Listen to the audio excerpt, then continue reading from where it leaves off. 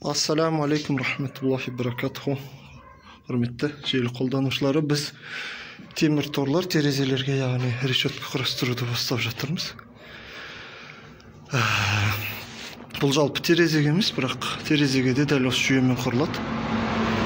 Соның қалай құрылу? Әуелде каналда, YouTube каналда Қазақ білсін деген YouTube каналда да темір торлардың құру видеолары бар, но тағы да бір жаңаша видео болсын, иншаллах.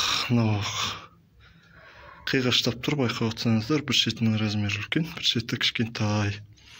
Осыны квадраттап бастап жатырмыз. 20-20 мм профильді трубамен құрастырып жатырмыз. Енді бұл темір торларды құрастырғанда ең бірінші келетін сұрақ, бұның диагоналі қалай шығады деген сөз. Яғни ар жағының размерін 1.45 болса, сол 1.45-ті белгілей аламыз да. Мына шеттен де сол 1.45-ті белгілейміз.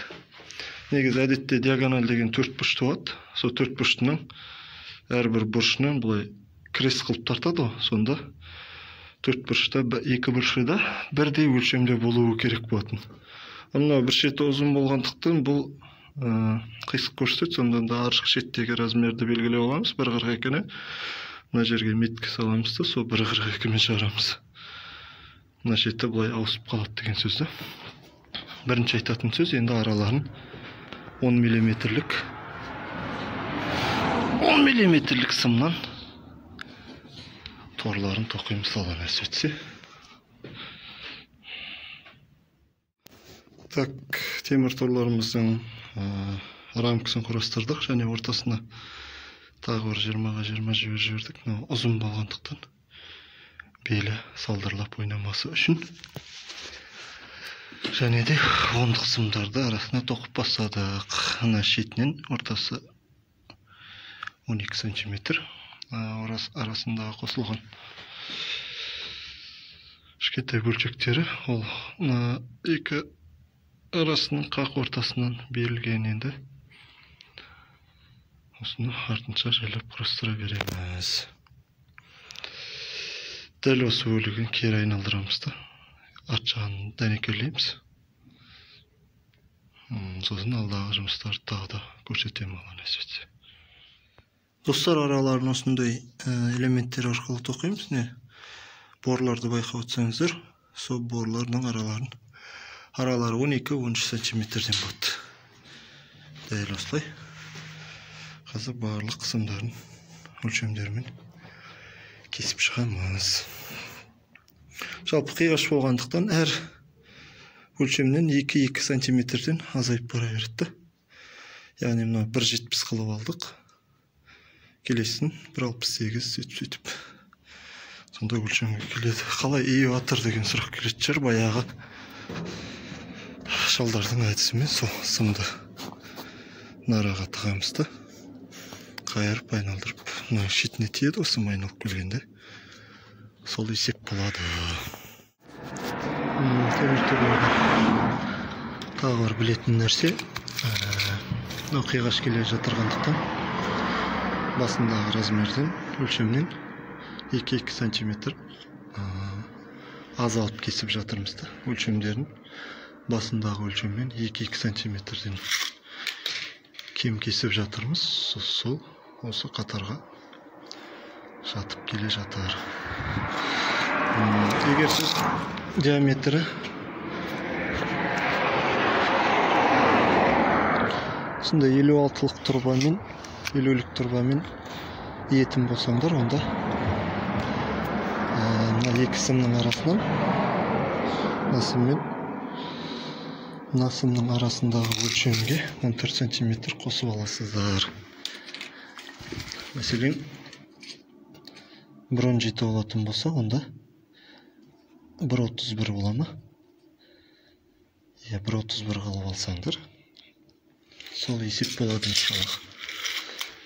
Сол өлшемін айтып кетейін деп. Барлық сымдарын кесіп болғаннан кейін, осы екі шетінен, байқап отырсаңыздар, мына шетімен арғы шетінен бір элементті приходқа ұстатамыз да. Оның өлшемдері міне мына аралықтан байқасаңыздар болады.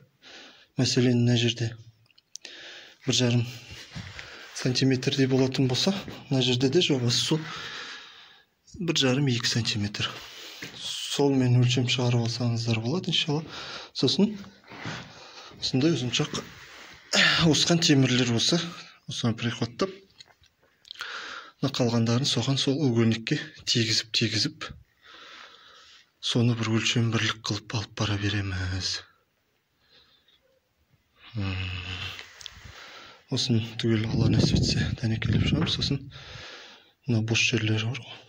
Мына жерде бос жерлеріне және де осы орталарына элементтерін дайындаймыз иншалла. Ол элементтері 8 мм-лік сымнан жасалады. Жалпы торлар 10 мм-ден жасалып жатыр. Қазіргі түрі осы. Так, ондық сымдарымыз сваркілеп, дәнекерлеп шықтық. Бұл екі шетінен дәнекерленеді. Шетінен және де екі шетінен дәнекерленеді. Ар жағы да дәл солай. Сосын ар жағы ондық сымның үстіне мініп тұрады. Яқтан былай көлденең кеткен ондық сымға үстінен келеді. Ішінен жатқызып жіберсеңіз де болады. Үйдің терезелері болса, егер. Сосын дәнекерлеп атқанда ондық сымның астына өз сияқты бірдеңе қойып қойған жақсы болады. Сен ондық сым дәнекерлеп атқанда былай бел береді, майысып. Әр сым салмақты ғой. Сол бел бермес үшін мына жерге қойылған. Теп-тегіс болып тұрады иншалла. Осылай ондық сымның астына бірдеңе беріп қойсаңыз, перегородкой. Сым майыспауына себеп болады иншалла. Темір торларымыздың дәнекерлеу жұмыстарын болдық. Решеткінің ортасына осындай элементтерді қойып шықтық. Жалпы 8 мм сымнан жасадық. Иілмеген ұзындығы 70 см, жалпы сымның сол 53 см-ге қысқарады. Яғни 8 мм сымды 70 см-ден кесіп иіген кезде былай басынан 53 см-ге тең болады. Соны осы решеткінің, жалпы решеткінің ортасын шығардық. Бер жағынан, ар жағының да ортасын шығардық. Сосын ауысып жатқан темірмен сол өлшемді бір-біріне қосып, бормен сызып, қалған элементтерді сол борға бастарын тақап келтіріп қойдық. Араларына да сонша элементтер түсті. 8-дік сымнан жасалған өнерлер қойдық. Шеттеріне осындай 53 см-дің ортасынан бөліп, шеттерін мықтылыққа қойып жібердік.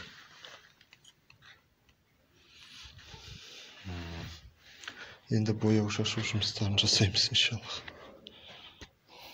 Бояу шашу жұмыстарын жасап жатырмыз. Ода да айта кететін нәрсе, бояу шашқан кезде компрессормен шашамыз ғой. Сымды бірінші компрессорды осылай қиғаш жасаймыз да,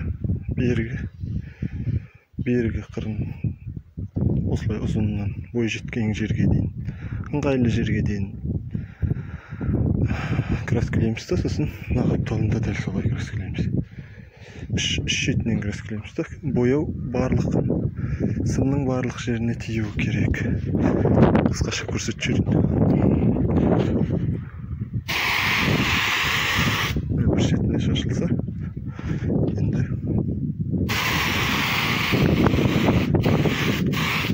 солай арғы шетіне шашылды. Сосын аны торды әрден берік шетін бояп болғаннан кейін қиғаштықты бер қарай аударып, бер қарай құлатамыз да ар жағын бірақ тек қана бір шетінен бояймыз. Яғни екі шеті боялса, арқа жағынан боялған кезде бетін ғана бояймыз. Сол бояу шашуда кішігірім. Сосын профильдер іш жағына бояу тимей жатыр деп қиын көрмеңіздер. Ары қарай ауған кезде алған бер кылаткан кезде ол тиет бояу иншалла.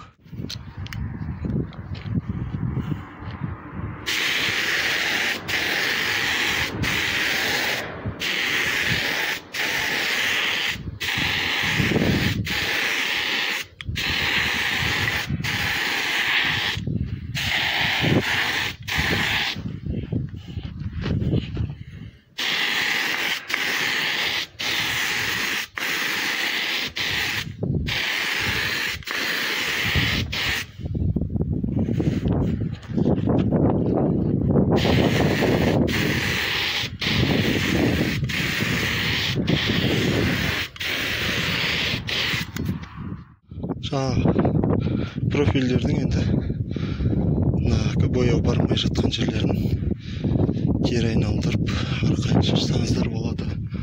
Қазір негізгі лицевой жағын шаштық, арт жағына кезек келді. Арт жағын краска екі шетіне